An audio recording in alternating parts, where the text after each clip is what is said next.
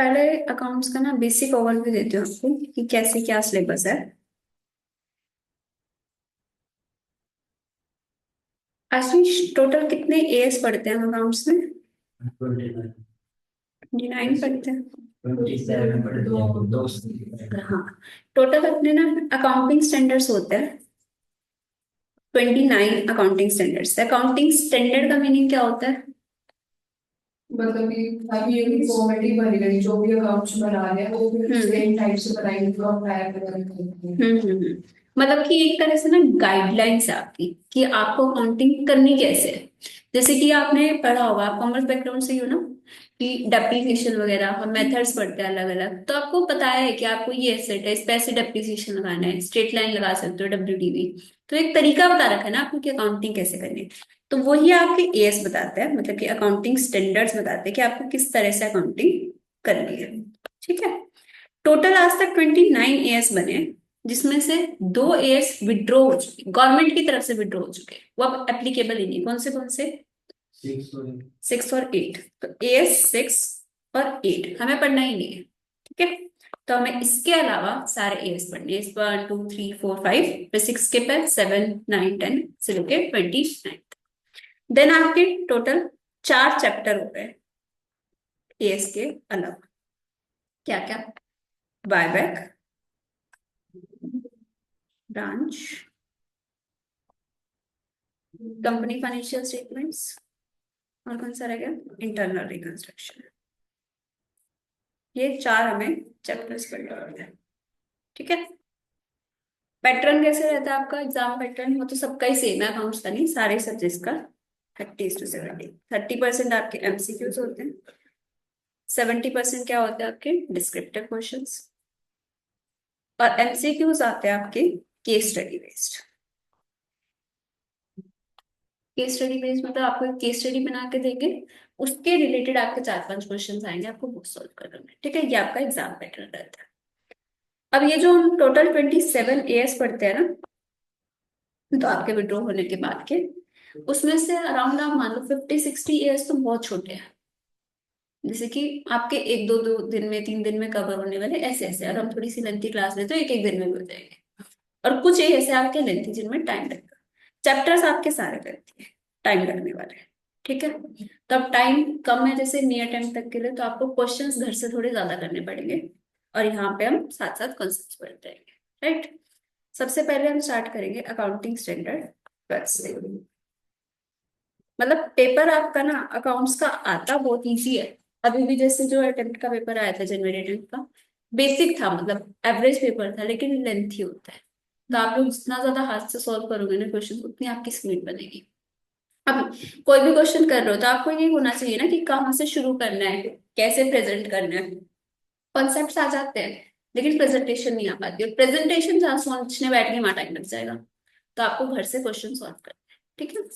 अब सबसे पहले हम करेंगे गवर्नमेंट ग्रांट। कुछ पता है क्या होता है गवर्नमेंट ग्रांट? मीनिंग क्या होता है?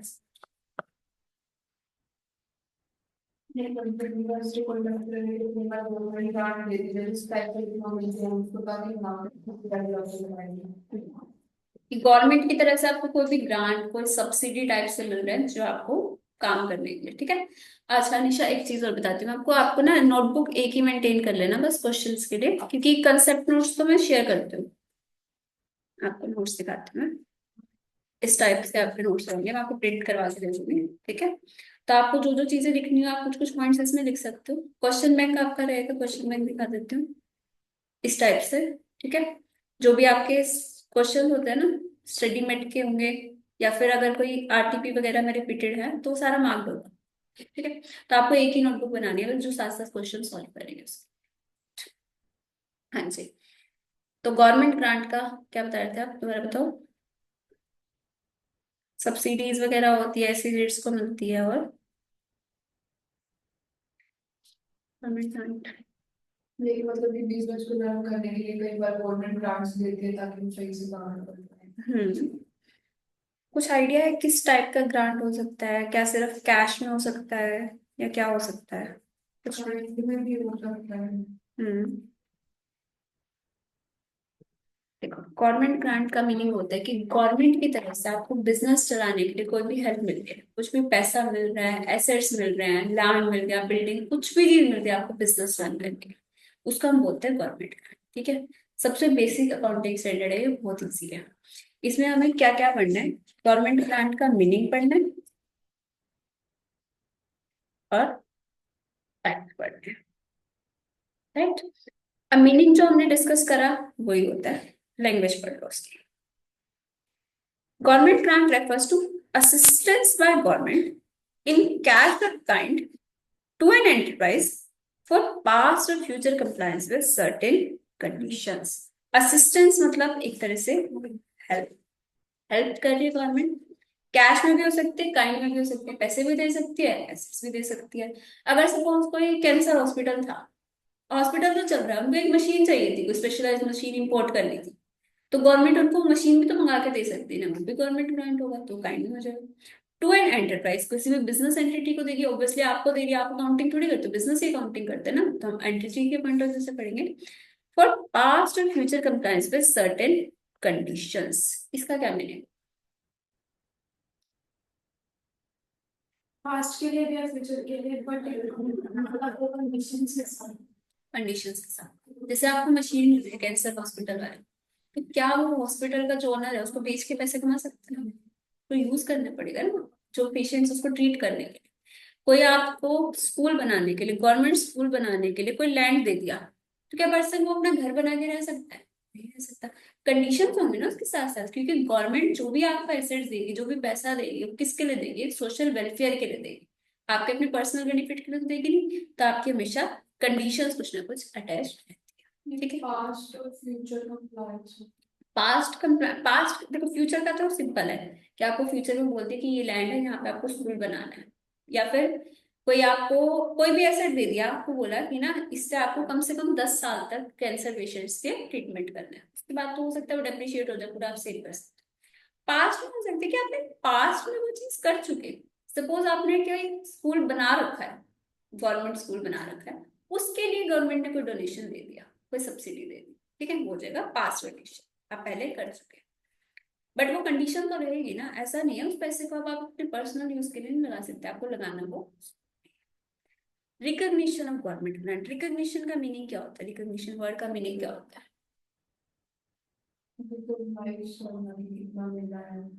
हम अकाउंटिंग में 4 टर्म्स पढ़ते हैं, सबसे पहले रिकॉग्निशन करना, मेजरमेंट करना, प्रेजेंटेशन, डिस्क्लोजर, ये 4 टर्म्स पढ़िए। पहले तो आप ट्रांजेक्शन रिकॉग्नाइज करोगे कि ये मॉनेटरी ट्रांजेक्शन है भी या नहीं है। जैसे अब एग्जांपल लेते हैं, कोई एम्प्लॉय बिजनेस छोड़ गया, उसको रिकॉर्ड नहीं करता, जो मॉनेटरी ट्रांजेक्शन होगी सिर्फ वो रिकॉग्नाइज होती है। तो हम रिकॉग्नाइज कब करेंगे, कितने अमाउंट पे करेंगे, वो आगे पढ़ेंगे। रिकॉग्नाइज करेंगे कब? A government grant is not recognized until there is a reasonable assurance that enterprise will comply with the conditions attached to it and grant will be received. क्या समझ आया?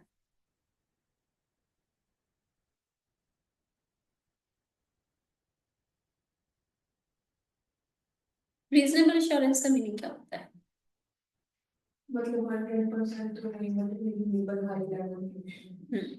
जो सीए एश्योरेंस देता है उसको रीजनेबल एश्योरेंस बोलते हैं। हम ऑडिट में पढ़ते हैं ये चीज, कि अगर हम ऑडिट करते हैं, कोई चीज चेक कर रहे हैं, तो क्या हम स्टैंप लगा के थोड़ी दे रहे हैं कि 100% ठीक ही है, एक रीजनेबल एश्योरेंस दे सकते हैं ना। तो जब आपको एक रीजनेबल एश्योरेंस हो जाए कि enterprise will comply with the condition, जो भी कंडीशंस है वो कंप्लाई हो जाएगी और ग्रांट रिसीव हो जाएगा, उस दिन हम अपनी बुक्स को रिकॉग्नाइज कर सकते हैं। ठीक है, इस पे आपका एक क्वेश्चन आया था। क्वेश्चन कैसे आया था कि सपोज 2022-23 में आपने गवर्नमेंट ग्रांट के लिए अप्लाई करा, अभी सिर्फ अप्लाई करा, आपको नहीं पता कि वो आपको रिसीव होगा या नहीं होगा। 2023-24 में जाके आपकी एप्लीकेशन हो गई सैंक्शन, तो आप बताओ गवर्नमेंट ग्रांट को कब रिकॉग्नाइज करोगे अपने बुक्स में? सैंक्शन के टाइम पे? क्या एप्लीकेशन के टाइम पे आपको रीजनेबल एश्योरेंस था? नहीं था, तो अभी आप अपने बुक्स में रिकॉग्नाइज नहीं करोगे। ये बेसिक क्वेश्चन आया था। अब आपका आता है टाइप्स ऑफ गवर्नमेंट ग्रांट, यहाँ से आपका इंपॉर्टेंट स्टार्ट होता है। अभी तक हमने पढ़ा मीनिंग ऑफ गवर्नमेंट ग्रांट और recognition of government grant. Types देखते हैं आपके ना, 4 टाइप्स के गवर्नमेंट ग्रांट होते हैं। आशीष कौन से होते हैं? मैंने तो assets वाला एसेट्स वाला होता है, और promoters के लिए था। प्रमोटर्स कंट्रीब्यूशन, और एसेट्स में दो टाइप्स के थे। एक तो आपको फ्री मिला हो, फ्री या कंसेशनल रेट, रेट लास्ट है आपका रेवेन्यू आइटम्स। अब इसको ना एक एग्जांपल से समझना। अगर सपोज एक डॉक्टर है, ठीक है, वो डॉक्टर क्या करता था, अपने घर से ही पेशेंट्स को देखता था। बहुत अच्छा डॉक्टर है, लेकिन अपने घर से ही वो पेशेंट्स को देखता है। उसके पास ऐसा जरूरी नहीं है कि रिसोर्सेज भी हो, बड़ा कुछ हॉस्पिटल बनने में, अपने सेंटर से वो देखता था। तो गवर्नमेंट ने उसको बोला कि ना आप एक पूरा वेल एस्टेब्लिश्ड हॉस्पिटल बनाओ, जहाँ पे जो गरीब लोग हैं उनका ट्रीटमेंट हो सके, सोशल वेलफेयर हो सके। उसने बोला कि मेरे पास ना क्या है, स्किल्स तो है, मैं उनका ट्रीटमेंट तो कर सकता हूँ, लेकिन क्या चीज नहीं है, रिसोर्सेस, पैसे नहीं है। अब हॉस्पिटल खोलना आसान चीज थोड़ी ना है, पैसे तो चाहिए। तो गवर्नमेंट ने बोला ठीक है, स्किल्स आपके पास है, रिसोर्सेस हम प्रोवाइड करेंगे। गवर्नमेंट प्रोवाइड कर सकती है, वही तो गवर्नमेंट ग्रांट होता है। तो उन्होंने रिसोर्सेज के लिए क्या बोला, सबसे पहले तो अगर आपको हॉस्पिटल खोलना है तो क्या कोई भी पर्सन हॉस्पिटल खोल के बैठ सकता है? स्किल्स चाहिए, कुछ रजिस्ट्रेशन हो सकता है आपको चाहिए हो, कुछ लाइसेंसेस चाहिए हो। तो आपको नॉर्मल क्या था, बिजनेस सेटअप से रिलेटेड कुछ एक्सपेंसेस चाहिए थे, जिसको हम क्या बोलते हैं, प्रिलिमिनरी एक्सपेंसेस। सुना है ये टर्म? क्या होता है? जो मतलब किसी रजिस्टर वगैरह करवाने की एक्सपेंसेस होते हैं वो really- जो बिजनेस के इनकॉर्पोरेशन पे होते हैं, रजिस्ट्रेशन चार्जेस बिजनेस के, वो सब।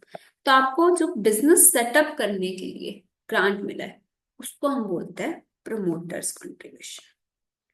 क्या आपको पता है ये नाम कहाँ से आया, प्रमोटर्स कंट्रीब्यूशन? आपने सुना है ये टर्म पहले भी? वो भी प्रमोटर वाले जो है प्रमोटर वही होते हैं जो किसी चीज को स्टार्ट करते जो हैं किसी चीज को स्टार्ट करते हैं, हाँ, जो किसी को इनिशिएट करते हैं, ठीक है, बिजनेस में भी पढ़ते थे, बिजनेस स्टडीज पढ़ते थे स्कूल टाइम में, लॉ में भी पढ़ते हैं। प्रोमोटर जो मतलब उस बिजनेस को इनिशिएट कर रहा है। तो जो आपको एकदम बिजनेस स्टार्ट करने के लिए बेसिक फॉर्मेलिटीज, प्रिलिमिनरी एक्सपेंसेस के लिए जो ग्रांट मिल रहा है, उसको क्या बोलते हैं, प्रोमोटर्स कॉन्ट्रीब्यूशन। ठीक है। अब आपको प्रोमोटर्स कॉन्ट्रीब्यूशन हो गया, आपने बिजनेस के रजिस्ट्रेशन वगैरह कर लिए, लाइसेंस ले लिया, तो क्या बस इससे हो जाएगा? और क्या चाहिएगा आपको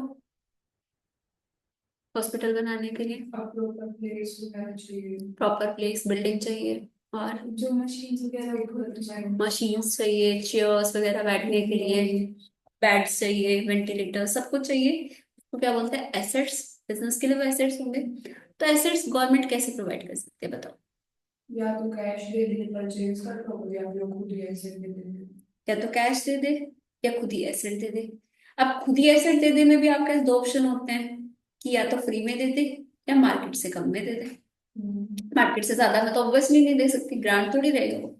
तो अगर कोई 100 वाली चीज थी, कोई 100 करोड़ का एसेट था, तो या तो वो आपको फ्री में दे दे, या फिर सपोज वो आपको दे दिया 40 करोड़ से, ये आपके लिए ग्रांट हो जाएगा। ये मतलब लास्ट लाइन में वो दिखता है अच्छा, ठीक है, तो ये चीज समझे कि आपका क्या हो सकता है, या तो एसेट फ्री में दे दिया या कम रेट पे दे दिया। दूसरी चीज, एसेट नहीं दिया, आप एसेट परचेज कर रहे हो, गवर्नमेंट उसके लिए पैसे दे रही है, ऐसा हो सकता है। ये तो आगे एसेट्स, क्या अब बिजनेस चल पड़ेगा? एसेट्स आ गए, रजिस्ट्रेशन हो गए, एम्प्लॉय से सैलरी पे करनी पड़ेगी, रेंट पे करना पड़ेगा, इलेक्ट्रिसिटी एक्सपेंसेस, और भी एक्सपेंसेस जो आपके P&L में चार्ज होते हैं, रेवेन्यू आइटम्स, उससे रिलेटेड भी आपके खर्चे होंगे, तो उससे रिलेटेड भी आपको हो सकते हैं ग्रांट चाहिए। तो आपके ग्रांट्स के टाइप समझ आए। सबसे पहले बिजनेस सेटअप करने के लिए ग्रांट हो सकता है आपका, प्रमोटर्स कंट्रीब्यूशन। फिर एसेट से रिलेटेड ग्रांट होता है, एसेट्स या तो गवर्नमेंट प्रोवाइड करिए, गवर्नमेंट कैसे कैसे दे सकती है, फ्री में देगी या मार्केट से या मार्केट से कम में देगी, या फिर आप एसेट परचेज करो, गवर्नमेंट आपको पैसे दे रही है, ठीक है। और लास्ट आपका P&L से रिलेटेड आइटम, जो रेवेन्यू आइटम होती है, सैलरी, रेंट, एक्सपेंसेस, इनसे related। क्योंकि जो एसेट्स होते हैं वो तो आपके कैपिटल नेचर के होते हैं ना, बैलेंस शीट में शो करते हैं, वो अलग पड़ा, और P&L के आइटम्स अलग से पड़ेंगे। टाइप्स बेसिक समझ आया, अभी इनकी अकाउंटिंग हमें डिटेल में देखनी है। ये आपके टाइप्स थे। सबसे पहले आता है आपका प्रमोटर्स कंट्रीब्यूशन, ठीक है। Promoters contribution. अब आप मेरे को कुछ बेसिक चीजें बताना। जो बिजनेस सेटअप करता है वो मतलब एक तरह से उसमें कैपिटल लगाते हैं, ठीक है। कैपिटल को हम शेयर कैपिटल में दिखाते हैं, बट यहाँ गवर्नमेंट को शेयर्स तो मिल नहीं रहे, तो हम एक अलग रिजर्व बना देते हैं। शेयर कैपिटल में नहीं दिखा सकते, हम इसको दिखाते हैं कैपिटल रिजर्व, ठीक है। मतलब कि आपका नॉर्मल बिजनेस से भी पैसा नहीं आ रही है और शेयर कैपिटल भी नहीं, क्योंकि गवर्नमेंट को आपने शेयर्स तो इशू करे नहीं है, तो आप इसको दिखाते हो कैपिटल रिजर्व। अब एक और क्वेश्चन बताओ, ये आप लॉ में पढ़ते हो कि आप डिविडेंड क्या कैपिटल से पे कर सकते हो? कैपिटल से तो नहीं होता। हम लॉ में पढ़ते हैं कि आप डिविडेंड पे कर सकते हो अपने पीएनएल से या फिर फ्री रिजर्व से। तो आपने कभी ऐसा सुना उसने अपनी कैपिटल विड्रॉ करके डिविडेंड पे कर दिया? नहीं कर सकते। तो आप प्रमोटर्स कंट्रीब्यूशन में जो ग्रांट मिला उससे आप डिविडेंड नहीं दे सकते। ये समझ आया? और क्या हमने कभी कैपिटल को आपने ऐसे करा है कि कुछ पार्ट्स में डिवाइड करके पीएनएल में राइट ऑफ कर दिया, इनकम बना दी? पर्सन ने 50 लाख की कैपिटल लगाई थी, आपने 5 साल में 10 लाख रुपए अपने पीएनएल में क्रेडिट कर दी, क्या ऐसा करते हो आप? नहीं करते। ऐसे तो बिजनेस बंद हो जाएगा। ऐसे तो बिजनेस ही बंद हो जाएगा, फायदा क्या है? तो आप उसको डेफर एंड अमोर्टाइज नहीं कर सकते। डेफर एंड अमोर्टाइज का मतलब क्या होता है? डेफर अमोर्टाइज मतलब उसको प्राइवेट और फ्री उसको राइट ऑफ करना, आगे के कुछ सालों में पीरियड में चार्ज कर देना। तो ये आपका बेसिक था। आप कैपिटल से लेके इसको समझो कि एक पर्सन होता है प्रमोटर जो बिजनेस में कैपिटल लगाता है। अब यहाँ पे गवर्नमेंट भी एक इनिशियल सेटअप के लिए, बिजनेस सेटअप के लिए कुछ पैसे दे रही है, जिसको हम प्रमोटर कंट्रीब्यूशन का नाम दे रहे हैं। लेकिन हमने शेयर तो इशू करे नहीं है, तो हम शेयर कैपिटल में नहीं दिखा सकते, तो हम क्या दिखाते हैं उसको एक अलग से कैपिटल रिजर्व में दिखाते हैं। डिविडेंड हम उससे पे नहीं कर सकते, क्योंकि एज पर लॉ हम सिर्फ पीएनएल और फ्री रिजर्व से डिविडेंड दे सकते हैं। कैपिटल रिजर्व आपका फ्री रिजर्व नहीं होता, ठीक है। और ना हम उसको डेफर अमोर्टाइज कर सकते हैं। समझ आ गया? इसको रीड करो, इसका आपका डायरेक्ट क्वेश्चन आता है थ्योरी का। Where the government grants are of the nature of promoters contribution, for example central investment subsidy scheme, and no repayment is ordinarily expected in respect thereof. अभी ये लाइन समझाती हूँ। The grants are treated as capital reserve, which can neither distributed as dividend nor considered as deferred income. Entries क्या होंगी? पहले ही repayment वाली line बताती हूँ। एक बात बताओ, लोन और ग्रांट में क्या फर्क होगा?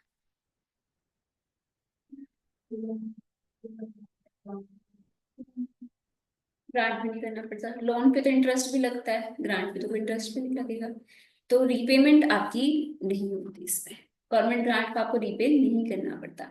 लेकिन इसमें ना इन्होंने एक वर्ड लिखा, नॉट ऑर्डिनरीली एक्सपेक्टेड, कि कभी कभी आपको रिटर्न करना भी पड़ेगा। सोचो अपनी नॉलेज से अभी तक जो चीजें पढ़ी है, कब रिटर्न करना पड़ सकता है ग्रांट? इसी में जब कंडीशंस कंप्लाई ना करें। आपको गवर्नमेंट ने एक डॉक्टर को ये मान के कि उसके स्किल्स है, उसको पूरा हॉस्पिटल सेटअप करके दिया, सब कुछ दिया, उसने 4 महीने तो हॉस्पिटल चलाया, फिर अपना घर बना लिया, तो उसको पैसे वापस करने पड़ेंगे, चाहे वो गवर्नमेंट ग्रांट था। तो अगर आपने कंडीशंस कंप्लाई नहीं करी तो वापस करना पड़ सकता है। लेकिन ऑर्डिनरीली हम क्या मानते चलते हैं कि ग्रांट का रिफंड नहीं करना होता। यहाँ तक क्लियर? प्रमोटर्स कंट्रीब्यूशन दोबारा से रीड करो। Where the government grants are of the nature of promoters' contribution, for example, central investment subsidy scheme, and no repayment is ordinarily expected in respect thereof, the grants are treated as capital reserve, which can neither distributed as dividend nor considered as deferred income. ठीक है, अब मेरे को बताना entries. आप suppose आपको grant receive हुआ 20 लाख का, क्या एंट्री होनी चाहिए आपके according? Bank to government grant, उसके बाद कैपिटल रिजर्व में ट्रांसफर कर देंगे, government grant to capital reserve 20 lakh. In future अगर कभी रिफंड करना पड़ा तो क्या एंट्री होनी चाहिए? रिफंड करना तो वापस गवर्नमेंट को पे करना।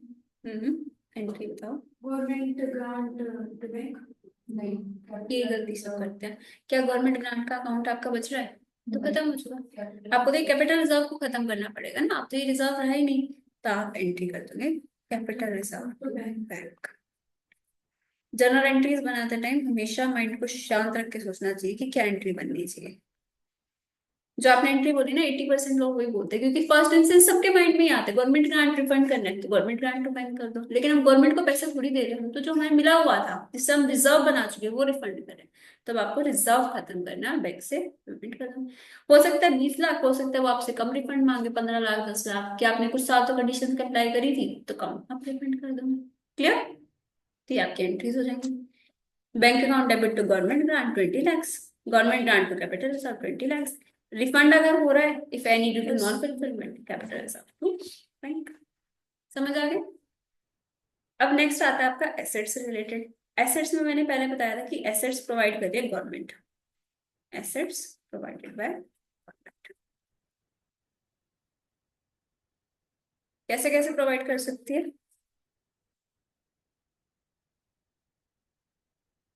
स्टार्टिंग में बताया था। मतलब कैश या फिर अगर काइंड में तो फ्री बिल्कुल हो या फिर फ्री ऑफ कॉस्ट या फिर कंसेशनल रेट। ठीक है। अब मेरे को बताना, अगर कोई एसेट आपको फ्री में मिला है तो क्या आपको उसको अपनी बुक्स में दिखाना चाहिए? ये सुनो, लॉजिक प्लीज बताना।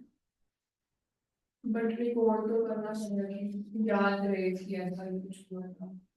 अगर आपके पास कोई एसेट है और आप अपनी बुक्स में दिखा ही नहीं रहे, कल को ऑडिटर आके आपको पकड़ेगा तब क्या बोलोगे? एसेट तो है ना आपके पास, फिजिकल वेरिफिकेशन भी होता है एसेट्स का, तो आपके पास वो तो होना चाहिए, रिकॉर्ड तो होना चाहिए ना कि हमारे पास ये एसेट है। तो आपको एसेट को रिपोर्ट तो करना है। और क्या लॉजिक हो सकता है?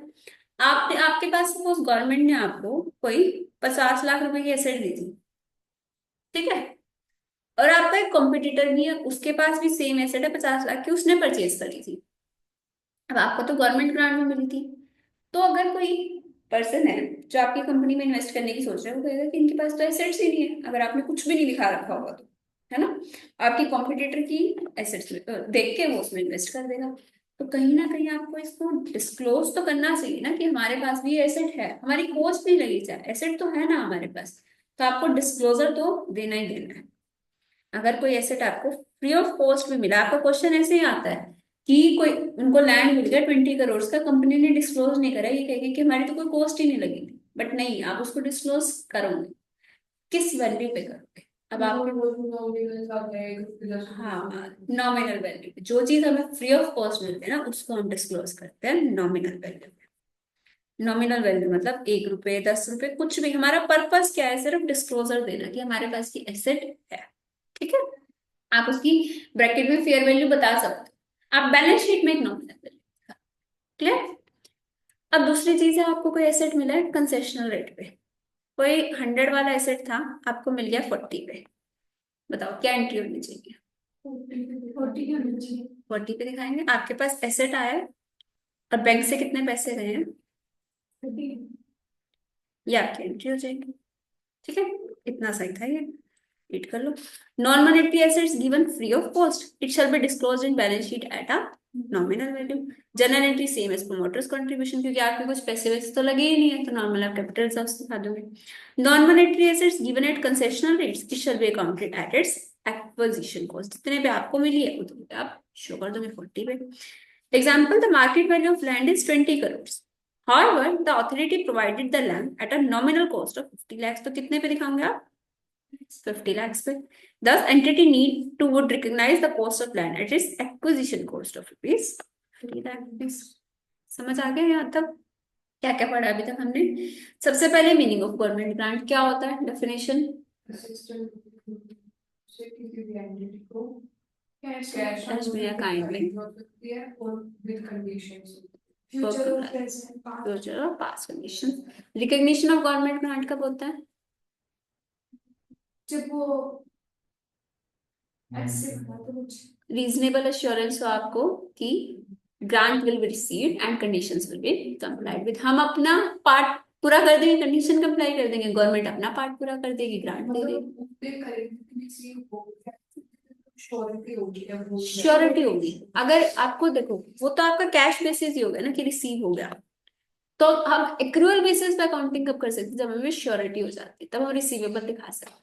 ठीक है, फिर हमने टाइप्स देखे। पहला टाइप पढ़ा प्रोमोटर्स कंट्रीब्यूशन, जो बिजनेस सेटअप के लिए होता है। इसका ना आप आइडेंटिफाई कैसे करोगे, कि आपको पता कैसे चलेगा बिजनेस सेटअप के लिए, वो आपको बोलेगा setting up a business in backward area, ऐसी ऐसी कुछ लाइन लिखी मिलेगी आपको, तो आपको समझ आ जाएगा ये क्या है आपका प्रोमोटर्स कंट्रीब्यूशन, क्योंकि आपको बिजनेस सेटअप करने के लिए। जहां पे उसने कोई पर्टिकुलर एसेट परचेज करने के लिए बोल दिया ना, वहां पे आपका प्रोमोटर कंट्रीब्यूशन नहीं है, ये आपका जनरल एक्सपेंसेस के लिए मिलता है, जो भी बिजनेस सेटअप करता है। जहां कोई पर्टिकुलर एसेट परचेज करने के लिए बोल दिया, वहां हम थर्ड टाइप लगाएंगे, जो भी पढ़ेंगे। लेकिन अगर कोई पर्टिकुलर एसेट नहीं है, ये भी आपको लाइन लिखी मिलती है, there is no condition to purchase a particular asset, ऐसा ऐसा कुछ लिखा मिलेगा, तो आपको पता है वो किस लिए, बिजनेस सेटअप के लिए। तो आप क्या मानोगे उसको, प्रोमोटर्स कंट्रीब्यूशन। प्रोमोटर्स कंट्रीब्यूशन का क्या करते हैं,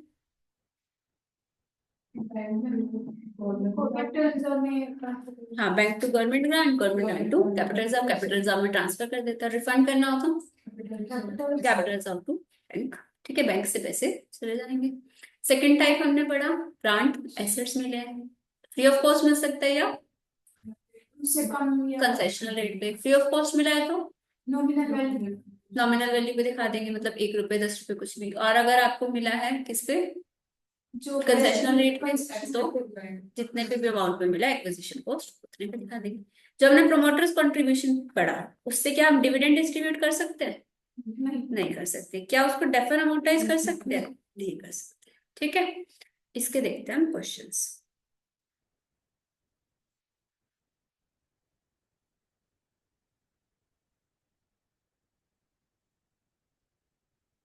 सबसे पहला क्वेश्चन देखो, AS deals with recognition and measurement of government grants.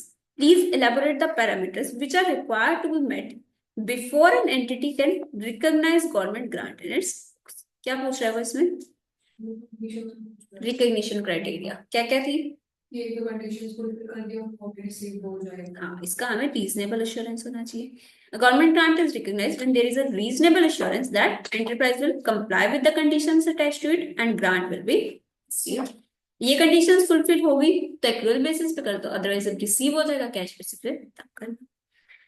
अब नेक्स्ट क्वेश्चन देखो, Top and Top Limited has set up its business in a designated backward area, which entitles the company to receive from the Government of India a subsidy of 20% of cost of investment, for which no repayment was ordinarily expected.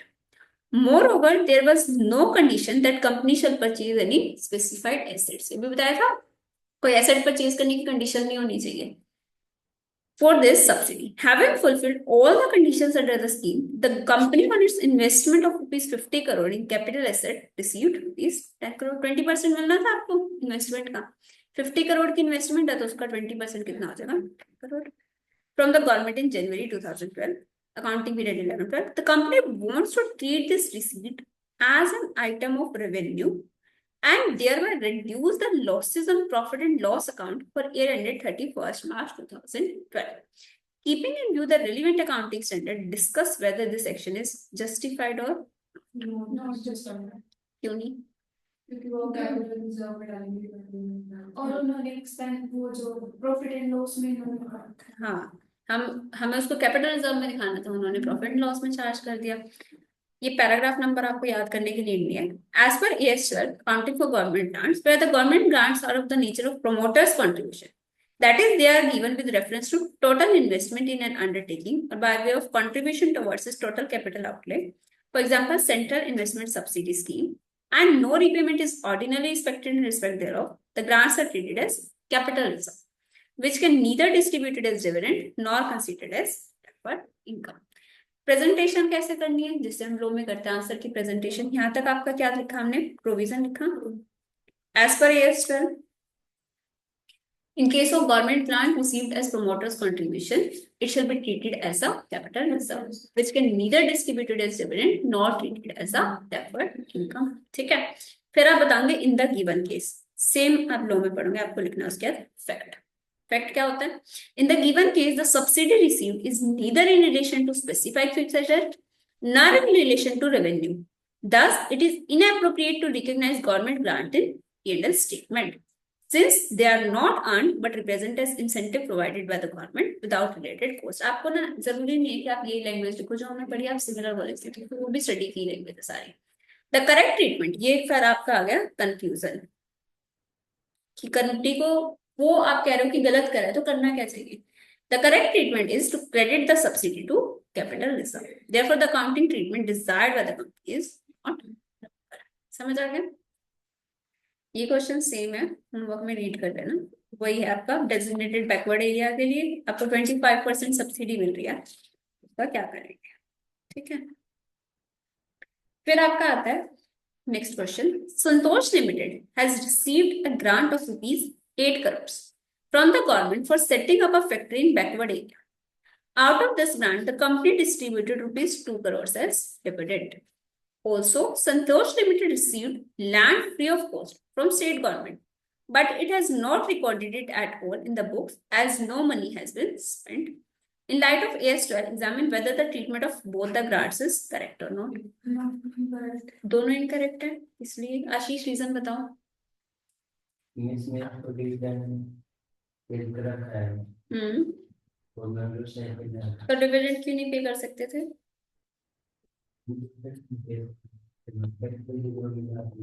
क्योंकि ये promoters contribution है, backward area में business setup करने के लिए मिला है।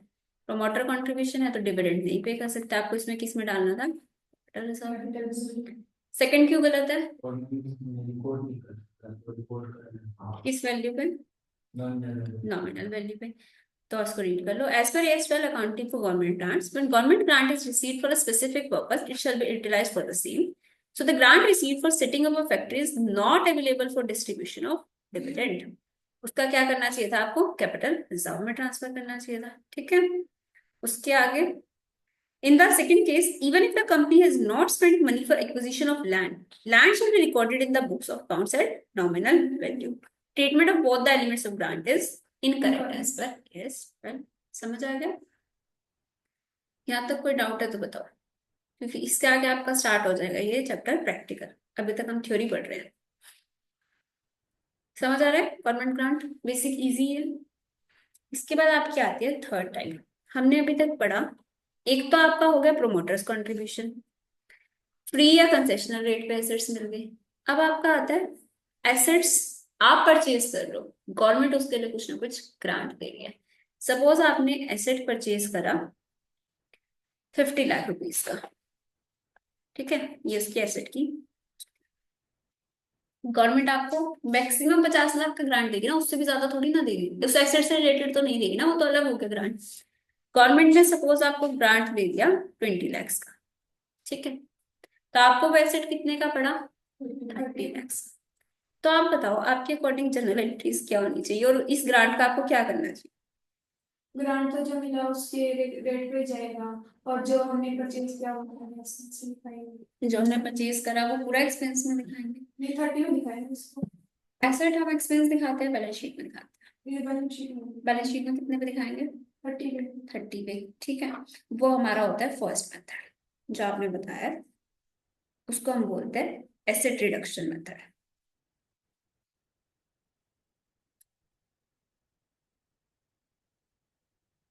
Asset reduction method मतलब 50 - 20 30 पे हम एसेट को शो करते हैं। आपके अकॉर्डिंग डेप्रिसिएशन कितने पे लगना चाहिए? 30 पे लगना चाहिए, जितने पे आप ऐसे दिखा रहे हो। अगर 10 ईयर्स की यूजफुल लाइफ है, अब आप लोग अकाउंटिंग एंट्रीज बनाओगे इसकी। सबसे पहले एसेट परचेज की एंट्री बताओ मेरे को।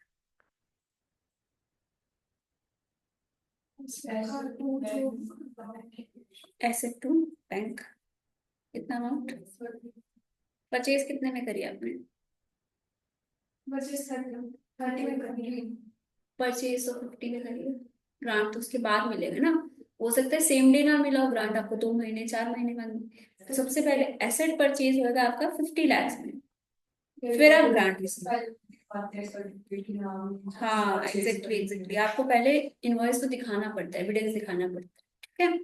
फिर आपको ग्रांट रिसीव होएगा, क्या एंट्री होगी? Bank to, asset. Bank to directly asset भी लिख सकते हो, गवर्नमेंट ग्रांट में लिख के फिर इसको ट्रांसफर कर सकते हो। हम ट्रांसफर करके करेंगे। सबसे पहले आपको मिल गया बैंक टू गवर्नमेंट ग्रांट, कितना? 20 लाख। अब आपने बोला इससे एसेट को कम करना है, एडजस्टमेंट की एंट्री। गवर्नमेंट ग्रांट का बैलेंस तो खत्म कर दूंगे आप। गवर्नमेंट ग्रांट का कैपिटल रिजर्व। क्या ये प्रमोटर्स कंट्रीब्यूशन है? एसेट में से लेस करना है। एसेट का कौन सा बैलेंस होता है, डेबिट या क्रेडिट? डेबिट। कम करने के लिए क्या करेंगे? क्रेडिट। क्रेडिट करेंगे, तो एसेट को क्रेडिट करेंगे। Asset reduction method. आप 50 वाले एसेट को 30 पे दिखा रहे हो, तो मतलब कम कर रहे हो ना। 50 से आपने पहले एसेट को डेबिट करा था ना, या आपने 50 से एसेट को डेबिट करा था, आपको उसको 20 से कम करना है, क्रेडिट करना पड़ेगा। कितने से क्रेडिट करना है उसको? 20 से। तब आपका एसेट कितने का बच गया? 30 का बच गया। 50 से डेबिट हुआ था, 20 से क्रेडिट हो गया, एसेट कितने का बच गया? 30 का। डेप्रिसिएशन कितने पे लगेगा? 30 पे। 10 ईयर्स की उसको लाइफ थी, कितना डेप्रिसिएशन होगा? 3 लाख। क्या एंट्री होगी डेप्रिसिएशन की? डेप्रिसिएशन टू पी ना, पहले डेप्रिसिएशन टू एसेट, एसेट कम करना पड़ेगा आपको। डेप्रिसिएशन टू एसेट ना, 3 lakh. 30 lakh divided by 10 years, फिर इसको राइट ऑफ कर दो। P&L to depreciation. किसी को यहाँ पे डाउट है तो कुछ बताओ। सबसे पहले आपने एसेट परचेज करा, एसेट हम पूरे कॉस्ट पे परचेज करेंगे क्योंकि ग्रांट बाद में मिलेगा। Asset account debit to bank account 50 lakh. फिर हमें ग्रांट मिल गया, हमने अपना एविडेंस वगैरह दिखा दी कि हमने एसेट परचेज करे, ग्रांट मिल गया, बैंक में पैसे आ जाएंगे। तो bank to government grant 20 lakh. फिर हमें उस ग्रांट को किस लिए यूज करना है? एसेट की वैल्यू कम करने के लिए, क्योंकि हम फर्स्ट मेथड फॉलो कर रहे हैं। हम बोल रहे हैं एसेट रिडक्शन मेथड दिखाएंगे। चाहे हमारा एसेट 50 का आया था, हमें तो उसके बदले 20 का ग्रांट मिल गया था, तो हमें तो 30 का एसेट पड़ा, तो हम एसेट को 20 से कम कर देंगे। Government grant to asset. अब एसेट आपका नेट बुक्स में कितने का बच गया? 30 लाख का। उसको डेप्रिशिएट कर दो 10 ईयर्स में। 30 lakh divided by 10 years, 3 lakh का आपका डेप्रिसिएशन आ गया। Depreciation to asset, P&L to depreciation. ये इसकी एंट्रीज देख लो। Asset reduction method. In this method, amount of grant is reduced from cost of asset and depreciation is charged on such reduced cost. Journal entries. Fixed assets to bank कितने का purchase करा? 50 lakhs का। Bank to government grant 20 lakhs। Government grant से asset को adjust करा 20 lakhs। Depreciation 3 lakhs और इसको P&L से राइट। कोई डाउट यहाँ तक समझ आ रहा है? हैवी तो नहीं लग रहा फर्स्ट डे के अकॉर्डिंग आपको? ये आपका डेप्रिसिएशन कैसे निकलेगा? कॉस्ट ऑफ एसेट में से सैलवेज वैल्यू हम लेस करते हैं। अगर आपका, जैसे हमने यहाँ पे कैसे निकाला डेप्रिसिएशन, आप बोल रहे थे आपका कॉस्ट ऑफ एसेट थी 50, गवर्नमेंट ग्रांट आपको मिल गया 20 का। अगर कुछ सैलवेज वैल्यू होती वो भी लेस कर देते। सैलवेज वैल्यू मतलब स्क्रैप वैल्यू, जो लास्ट में वैल्यू बचेगी वो भी लेस कर देते। Divided by useful life 10 years, यही हम करते हैं। जैसे आपका डेप्रिसिएशन आ जाएगा। ठीक है। अच्छा, अब बताओ अगर कभी इन फ्यूचर ग्रांट रिफंड करना पड़े तो आपके अकॉर्डिंग क्या एंट्री होनी चाहिए? ये वाला ग्रांट जो एसेट से रिलेटेड ग्रांट है और हमने एसेट में से रिड्यूस करा था, कैपिटल रिजर्व टू बैंक। क्या हमने कैपिटल रिजर्व बनाया था इस केस में? क्या करा था हमने? तो गवर्नमेंट ग्रांट नहीं, हमने क्या करा था गवर्नमेंट ग्रांट का? वो कर दिया, खत्म कर दिया। एसेट रिड्यूस करा था, तो एसेट को वापस इंक्रीज कर। हमने क्या करा था उस गवर्नमेंट ग्रांट? अगर सपोज आपका एसेट था 50 लाख का, ठीक है, आपको गवर्नमेंट ग्रांट मिला 20 लाख का, आपने एसेट दिखा दिए 30 लाख पे, ठीक है। आफ्टर 2 इयर्स आप कितना डेप्रिसिएशन लगा चुके होंगे? हर साल 3 लाख का लगा रहे थे, तो 6 लाख का डेप्रिसिएशन लग चुका होगा। WDV कितनी बची होगी आपकी? 30 लाख माइनस 6 लाख, 24 लाख। अब आपको ग्रांट रिफंड करना है। गवर्नमेंट ने बोला कि आपने कंडीशंस फुलफिल नहीं करी, तो हमारा पूरा का पूरा ग्रांट 20 लाख का क्या कर दो? रिफंड कर दो। तो आपको क्या करना चाहिए? क्या ये जो हमने 20 लाख लेस करे थे वो ठीक था? हमें तो अब वो वापस करना पड़ रहा है ना, बैंक से हमारे पास से पैसे जा रहे हैं। तो अब क्या कर दो? एसेट को वापस इंक्रीज कर दो, एसेट टू बैंक। ₹50 समझे। अगर हमने पहले एसेट को रिड्यूस करा था तो हम वापस अब एसेट को इंक्रीज कर देंगे, क्योंकि हम कह रहे हैं जो हम रिड्यूस कर रहे थे अगर हम उसमें से चेंज ही नहीं करेंगे तो वो तो गलत है, हम डिप्रिसिएशन चार्ज करते रहेंगे। जबकि जो हमें पहले पैसे मिले थे वो तो हमारे से वापस ले लिए ना गवर्नमेंट ने। तो अब तो हमारे को ये कितने का पड़ा है एसेट, वापस 20 लाख ऐड करना पड़ेगा। तो अब कितनी WDP आ जाएगी आपकी? 24 पहले थी, 20 लाख और ऐड हो जाएगी तो कितनी होगी? 4 लाख। आपके अकॉर्डिंग अब डेप्रिसिएशन किस पे लगना चाहिए बचे हुए सालों में? 44। एक बहुत इंपॉर्टेंट कंसेप्ट समझना डेप्रिसिएशन का।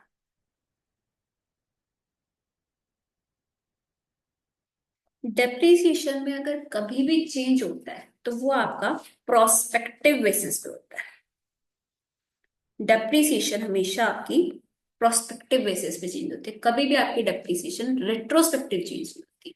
रेट्रोस्पेक्टिव और प्रोस्पेक्टिव क्या होता है? रेट्रोस्पेक्टिव मतलब हम पिछले ईयर्स का भी चेंज करें, प्रोस्पेक्टिव उनको हम नहीं करें बट आगे वालों के लिए भी हम चेंज। तो डेप्रिसिएशन हमेशा आगे वाले सालों के लिए आपकी चीज होती है। तो मैंने बोला ये 44 लाख, तो क्या हम पिछले जो हमने 3-3 लाख का डेप्रिसिएशन लगाया था उसको भी चेंज करेंगे? नहीं, वो चेंज नहीं करेंगे, हम करेंगे आगे के सालों के लिए। 44 लाख डिवाइडेड बाई 8 ईयर्स की आपकी लाइफ, इतने में इसको डिवाइड कर। समझ आया?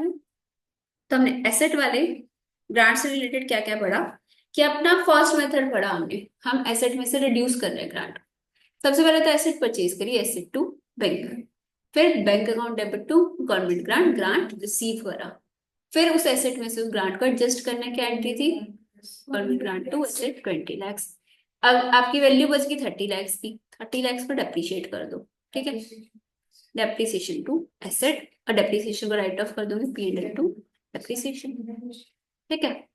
अब कुछ साल बाद अगर आपको रिफंड करना पड़ रहा है तो अगर हमने पहले एसेट में से डिक्रीज करा था, ये ध्यान से रखना, क्योंकि हमने अगर जब सेकंड मेथड पढ़ेंगे ना तो हम उसमें एसेट में से रिड्यूस नहीं करेंगे। अगर हमने एसेट में से रिड्यूस करा था, अगर हमने फर्स्ट मेथड फॉलो करा था, तो अब हम वापस एसेट में ऐड कर देंगे। एसेट में कुछ चीज ऐड हो रही है, मतलब एसेट में डेबिट हो रहा है, एसेट को इंक्रीज कर दो, और आपको ग्रांट रिफंड करना है, आपके बैंक से पैसे जाएंगे तो टू, ठीक है। इसका क्वेश्चन देखते हैं।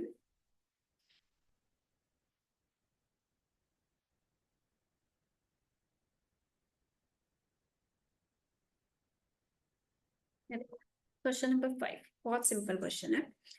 Jet limited purchased a fixed asset for ₹50 lakhs, which has the estimated useful life of 5 years with the salvage value of ₹5 lakhs. On purchase of assets, government granted it a grant for ₹10 lakhs. Pass the necessary journal entries in the books of the company for the first 2 years if the grant amount is deducted from value of fixed asset. आपको ना ये question करने से पूरा आपको पढ़ना है कि ग्रांट का करा क्या है, क्योंकि फर्स्ट मेथड में हमने पढ़ा कि रिड्यूस होता है, सेकंड में हम पढ़ेंगे डिडक्ट नहीं होता, तो आपको पता होना चाहिए क्या कर रहा है, ठीक है। डेप्रिसिएशन कैलकुलेट करो कितना होना चाहिए, कैलकुलेटर है निशा आपके पास?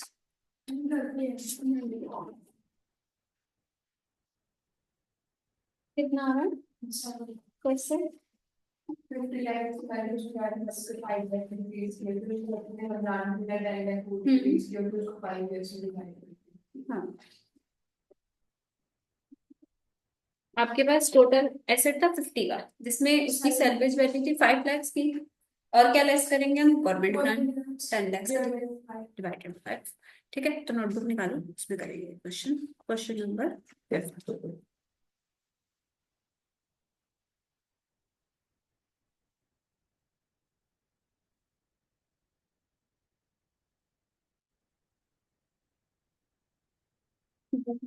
in the books of Czech Limited.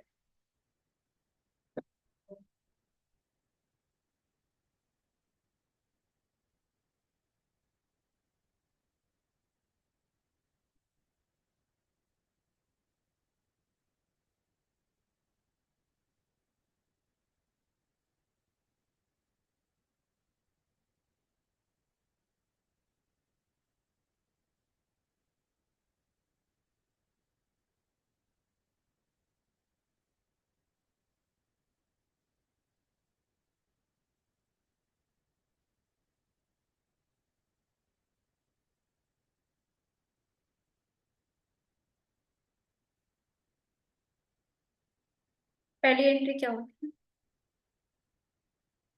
Purchase asset purchase क्या एंट्री होगी? Asset to bank asset to bank.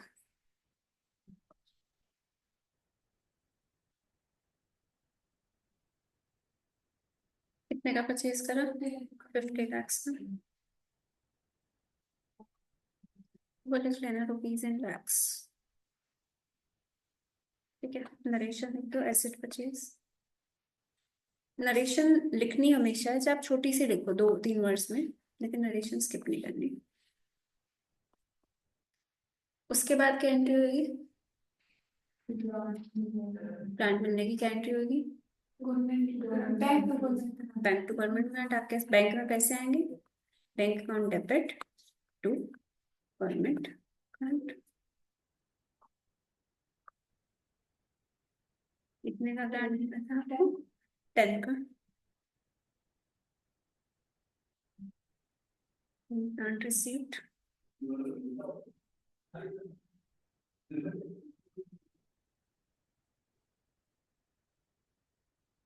उसके बाद क्या एंट्री होगी?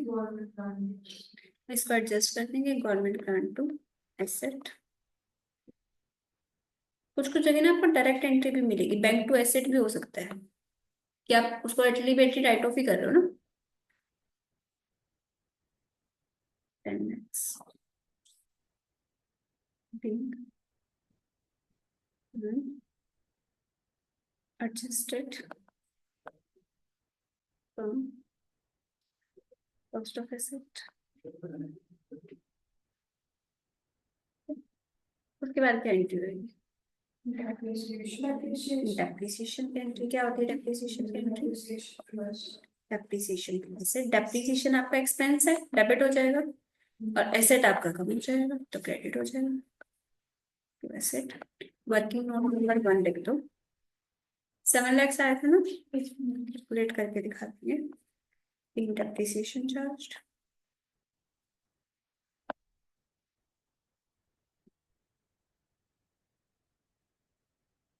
डेप्रिसिएशन राइट ऑफ की क्या एंट्री होगी?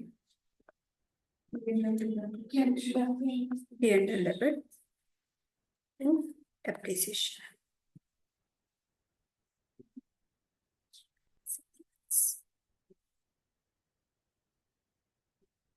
इन डेप्रिसिएशन रिटर्न।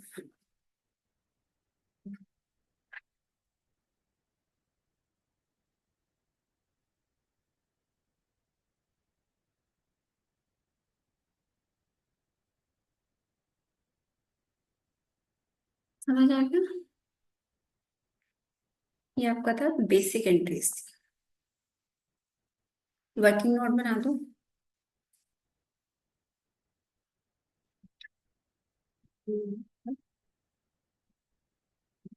कोई भी प्रैक्टिकल सब्जेक्ट आप कर रहे हो, वर्किंग नोट्स बहुत इंपॉर्टेंट होते हैं क्योंकि उनके अलग से मार्क्स होते हैं। ठीक है, अदरवाइज तो पता नहीं ना, आपने साइड वाले से पूछ के लिखा है, खुद से करा है ना।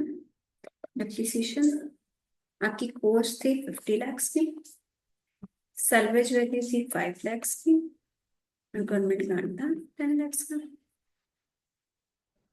Divided by 10 years, 5 years।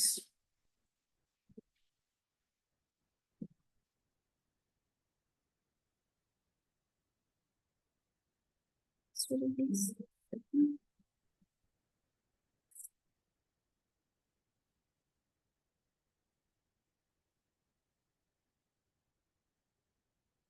ठीक है, आपका था फर्स्ट क्वेश्चन। 2 साल की पूछी आपसे, फर्स्ट 2 years की पूछी थी।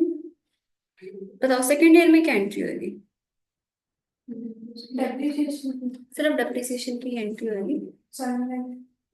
तो आप अभी यहाँ पे स्पेस किए, तो आप ना यहाँ पे एक नोट बना दो, आपको ध्यान रहेगा। एंट्रीज ऑफ डेप्रिसिएशन,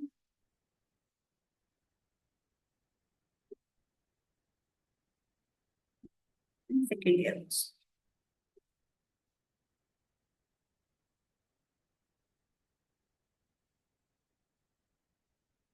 ठीक है,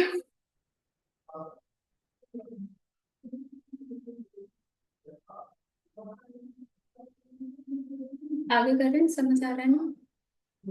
तो यहाँ पे ब्रेक चाहिए होगा। चाहिए ब्रेक? क्या हुआ? ये तो 5 मिनट।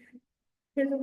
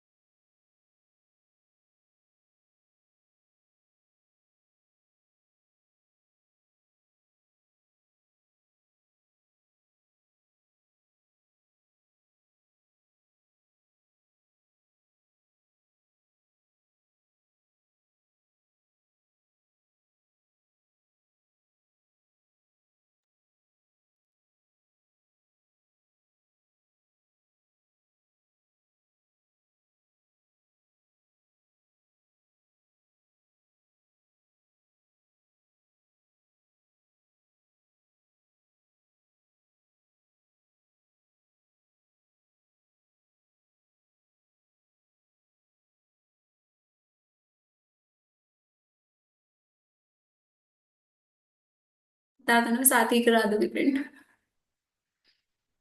आप भी बाकी चेक कर लेना, बाकी सब है, एक वही नहीं है ना बस। तीन ही दिन है वैसे तो टोटल।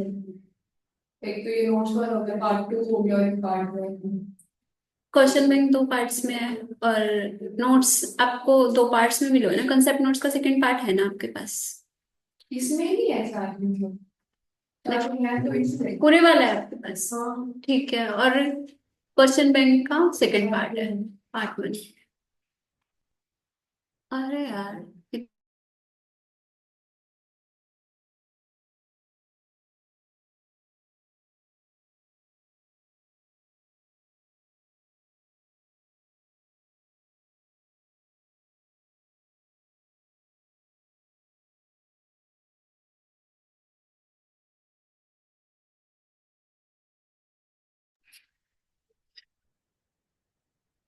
आगे देखते हैं। Z limited purchase a fixed asset for rupees 50 lakhs, which has the estimated useful life of 5 years with a salvage value of rupees 5 lakhs. On purchase of assets, government granted it a grant of rupees 10 lakhs. वही ऊपर वाला question है, similar यहाँ तक।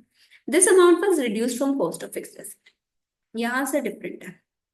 Grant was considered as refundable in the end of second year to the extent of 7 lakhs. 7 lakh का refund मांग रहे हैं आपसे। Pass the necessary journal entry for refund of the grant as per first method. First method आपका होता है asset reduction method, उसमें आपको रिफंड करना है। रिफंड की एंट्री क्या बताई थी? एसेट टू बैंक, और जितना रिफंड करना है उतना ही बैंक से पे करोगे, तो कितना रिफंड है? 7 lakhs। बस इतना का ही क्वेश्चन है, तो स्टडी का क्वेश्चन है, बस इसलिए डाल रखा है। ठीक है, नेक्स्ट क्वेश्चन देखो, ये अच्छा है। A fixed asset is purchased for rupees 20 lakhs. Cost कितनी? 20 lakhs. Government grant received towards it is 8 lakhs. Government grant कितना मिला है? 8 lakhs. Residual value कितनी है उसकी? 4 lakhs and useful life 4 years. Assume depreciation based on straight line method. Asset is shown in the balance sheet net of grant. यहाँ तक तो basic question है आपका, जो भी तक करा था। After 1 year, grant becomes refundable to the extent of rupees 5 lakhs due to non-compliance with certain conditions. Pass necessary journal entries for first 2 years. आप लोग पहले एंट्रीज पास करो, कितनी? रिफंड से पहले वाले नोटबुक में अपने आप करो। फर्स्ट मेथड, क्योंकि इसमें बता रखा है नेट ऑफ ग्रांट।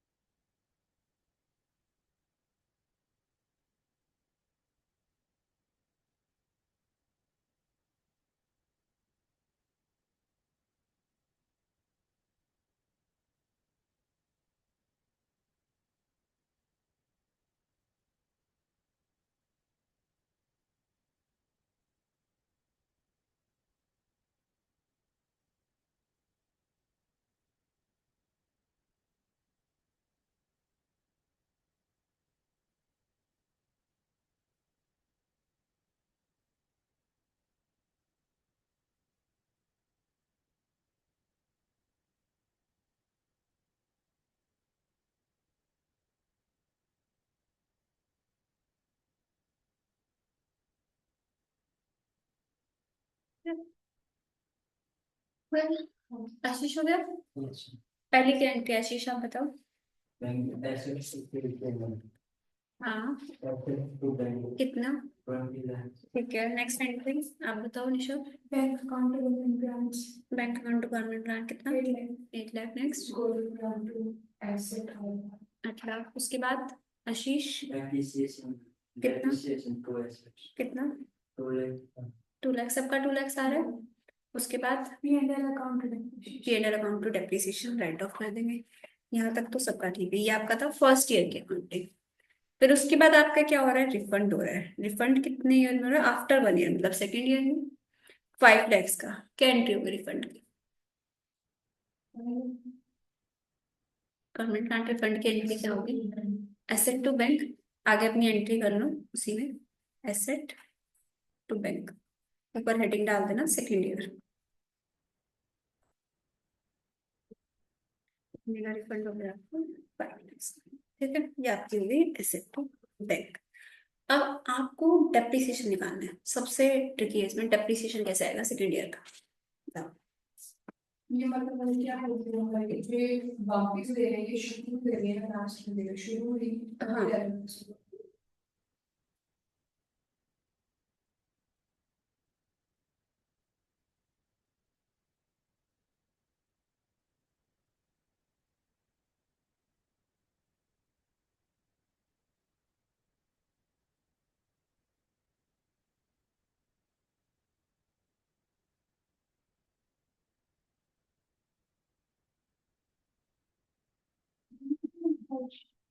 कैसे। इधर चेकअप देगा 3 लाख पे लगेगा 2 इयर्स का फिर 4 इयर्स में 2 इयर्स का तो हो गया ना। और तो अब जो बाकी की अमाउंट बच गई जो हमने पे करनी वो भी पे कर दी जैसे 20 - 8 - 4 और पे कर रिफंड कर ही फायदा है 3 लाख बच गए तो जो 3 लाख बचे वो अब बाकी के सेकंड ईयर में डिवाइड हो जाएंगे 1.5। देखो आपका इनिशियल कॉस्ट कितनी थी एसेट की 20। सैल्वेज वैल्यू कितनी ग्रांट कितना रिसीव हुआ था 8 का। ठीक है आपका कितना बच गया 12। डेप्रिसिएशन निकाला आपने सैल्वेज वैल्यू भी लेस कर दी 2 का आपका डेप्रिसिएशन था। तो आपका फर्स्ट ईयर के बाद फिर WDV कितनी बच रही थी 10 थी। फिर आपने एंट्री करी एसेट टू बैंक तो एसेट आपने 5 से इंक्रीज कर दिया तो आपकी वैल्यू कितनी बच गई 15। न्यू WDV 15 आ गई। और रिमेनिंग यूजफुल लाइफ कितनी है 3 इयर्स की। हाँ 3 इयर्स की आपकी लाइफ है। टोटल आपकी WDV है 15 की सैल्वेज वैल्यू लेस कर दो डिवाइड 3।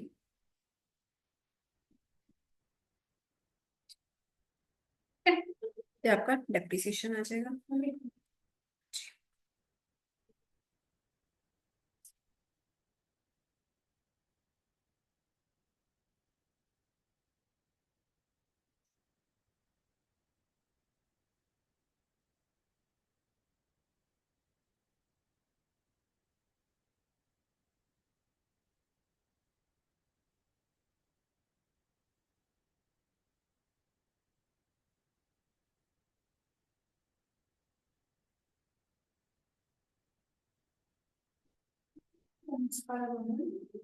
टू कौन सा ये डेप्रिसिएशन है फर्स्ट ईयर का।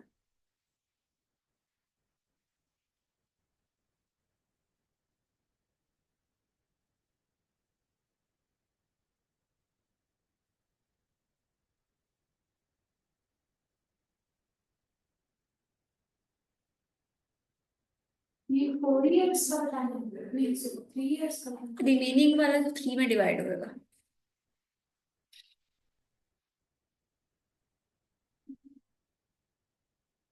ठीक है तो ये आपकी डेप्रिसिएशन की एंट्री हो जाएगी। सेकंड ईयर में डेप्रिसिएशन की एंट्री कर लो fixed asset to depreciation to fixed asset P&L 3.6।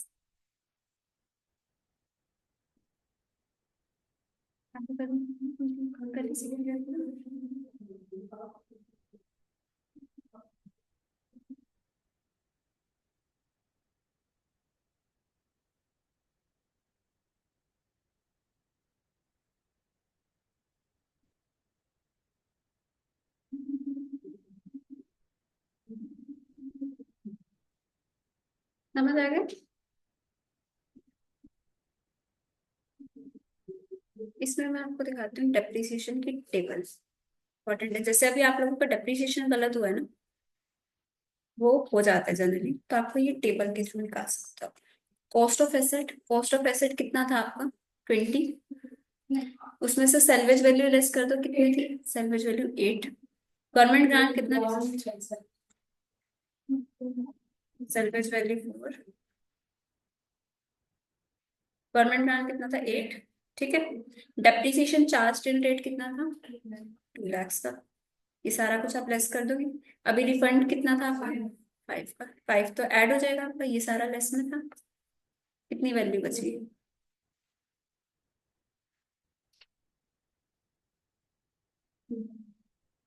11। इसको आपको डिवाइड कर देना कितने सालों में? 3 years में डिवाइड कर देना। यही डेप्रिसिएशन आएगा। तो ये नॉर्मल ही है। कॉस्ट ऑफ एसेट में से सेल्वेज वैल्यू और गवर्नमेंट ग्रांट रिसीव्ड तो हम लेस कर ही रहे थे। अगर कुछ साल बाद आपको ग्रांट मिल रहा है तो आप जब तक का डेप्रिसिएशन लेस कर दोगे, या फिर अगर आपको कुछ साल बाद रिफंड हो रहा है तो भी तब तक का लेस कर दोगे, उस दिन की डेप्रिशिएबल अमाउंट निकालने के लिए। और जितना आपका रिफंड हुआ है वो ऐड कर दो, या आपकी आ गई डेप्रिशिएबल अमाउंट। डेप्रिशिएबल अमाउंट का मतलब होता है जिसपे हमें डेप्रिसिएशन करना। समझ आ गया? यहीं तक करता है। इसके आगे एक होमवर्क क्वेश्चन है। होमवर्क का कोई क्वेश्चन दिया है अभी तक? एक दिया है ना, बस बेसिक थ्योरी का क्वेश्चन दिया था, थर्ड क्वेश्चन।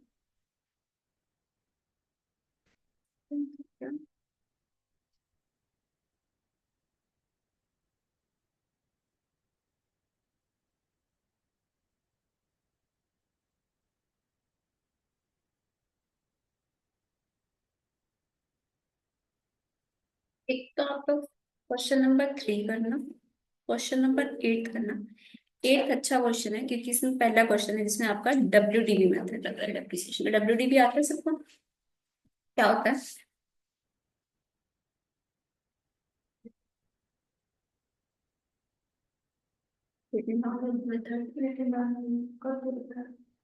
जैसे कि अगर सपोज आपकी इनिशियल, माइनस हो गई।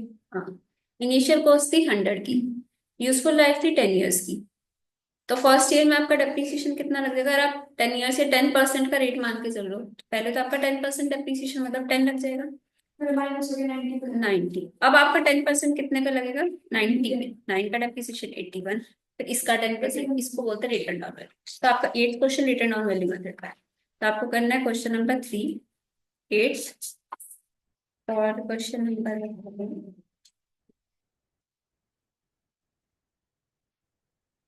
11,